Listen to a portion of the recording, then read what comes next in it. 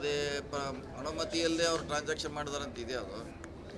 ಮತ್ತು more than 5 crore ಇದ್ರೆ natural ಆಗಿ ಅದು CIDಗೆ ವರ್ಗಾವಣೆ ಆಗಿದೆ 5 crores. ಸೊ ಇನ್ನು CID ಅವರು ತನಿಖೆ ಮಾಡಿ ಅದರಲ್ಲಿ ಏನೇನು ಲೋಪದೋಷ ಇದೆ, ಯಾವ ಪರ್ಮಿಷನ್ ಇದೆ, ಯಾವುದಿಲ್ಲ, ಅಷ್ಟೆಲ್ಲ ಹೇಳಿದಂಗೆ ಅಷ್ಟು ಸಾವಿರಾರು ಕೋಟಿ ಇದೆ ಅದರಲ್ಲಿ. ಇದೆಲ್ಲ ತನಿಖೆ ಮಾಡಲಿಕ್ಕೆ ಒಂದೇ ದಿವಸದಲ್ಲಿ ಆಗೋಲ್ಲ. ಸೊ ತನಿಖೆ ಮಾಡಿ ಮುಂದಿನ ಸ್ಟೆಪ್ ತಗೋತಾರೆ. ಅದನ್ನು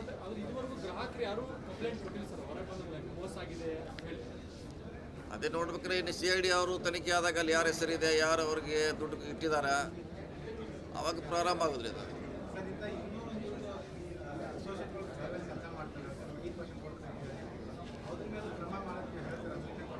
ಅಲ್ಲ ಇದ್ದೇ ಇದೆ ಅಂತ ಭಾಳಷ್ಟು ಇದೆ. ಮೋಸ ಮಾಡಲಿಕ್ಕೆ 1 ತಿಂಗಳಲ್ಲಿ ಡಬಲ್ ಕೊಡ್ತೀವಿ, ವರ್ಷದಲ್ಲಿ ಡಬಲ್ ಕೊಡ್ತೀವಿ ಅನ್ನೋ ಮಂದಿ ಇದ್ದಾರೆ. ಅಂತ ಗೊತ್ತಾದ ತಕ್ಷಣ ಪೊಲೀಸರಿಗೆ ಗಮನಕ್ಕೆ ತರಬೇಕು. ಸರ್, ಇದೊಂದು ರಾಜಕೀಯ ಪ್ರೇರಿತ ಅನ್ನುವಂಥದ್ದನ್ನು ಕೂಡ ಕೆಲವೊಂದಿಷ್ಟು ಮಾತುಗಳು ಕೇಳಿ ಬರ್ತಾ ಇದ್ದಾರೆ.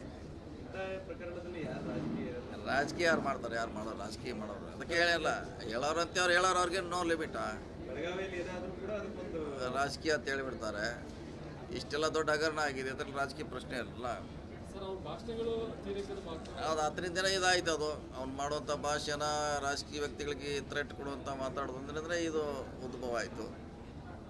ಆಮ್ಯಾಗ ಅದು ಒಂದು ನೋಡ್ಲಿಕ್ಕೆ ಹೋಗಿ 2 ಸಿಕ್ತು, 2 ಹೋಗಿ 3 ಸಿಕ್ತು, ಹಂಗಾಯ್ತು ಅದಷ್ಟೇ. CID ಅವ್ರು ಮಾಡ್ತಾರೆ, ತನಿಖೆ ಮಾಡ್ತಾರೆ. ಇಲ್ಲ ಈಗಂತ ಮಾಡಿದಾಗ ಅದು ಇಲ್ಲಿಗೆಲ್ಲ ಆಗಿದೆ ಅಂತ ಅವ್ರು ಹೇಳ್ತಾರೆ ಅಧಿಕಾರಿಗಳು. ಇನ್ನು ಮುಂದಿನೆಲ್ಲ CID ಅವ್ರಿಗೆ ಬಿಟ್ಟಾರ. CID ಅವರು ತನಿಖೆ ಮಾಡ್ರಿ.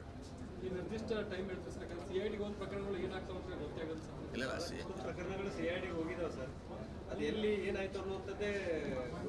ಇಲ್ಲ ಸಾಕಷ್ಟಕ್ಕೆ ಮಾಡಿದ್ದಾರೆ, ಮಾಡಿ ಚಾರ್ಜ್ ಶೀಟ್ ಹಾಕಿದ್ದಾರೆ.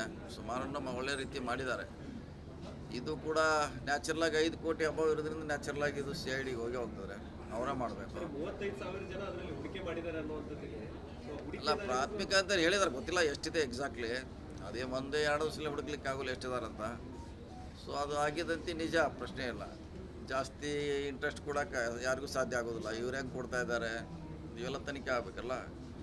10 ಲಕ್ಷಕ್ಕೆ 3 ಲಕ್ಷ, 3,000, 4,000 ಪ್ರತಿ ತಿಂಗಳ ಕೊಡ್ತಾರೆ ಅಂತಾರೆ. ಇದನ್ನ ಚೆಕ್ ಮಾಡಬೇಕು.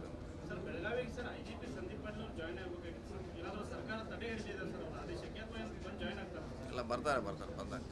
ಸರ್, ಇತ್ತೀಚೆಗೆ ಬೆಳಗಾವಿ ಮಹಾನಗರ ಪಾಲಿಕೆ ಸಭೆ ಬೆಳಗಾವಿ ಕರ್ನಾಟಕದ್ದು ಅಂತೇಳಿ ಠರಾವ್ ತೊಗೊಳಕ್ಕೆ ಅವರು ಹಿಂದೇಟ್ ಆಗ್ತಾ ಇದ್ದಾರೆ. ಏನಾದರೂ ಬಂದಿದೆ ಸರ್ ಇದು ಏನೋ ವಿಚಾರ? ಅಭಿಪ್ರಾಯವನ್ನು ಕೇಳಿದ್ದಾರೆ ಸರ್. 2005ರಲ್ಲಿ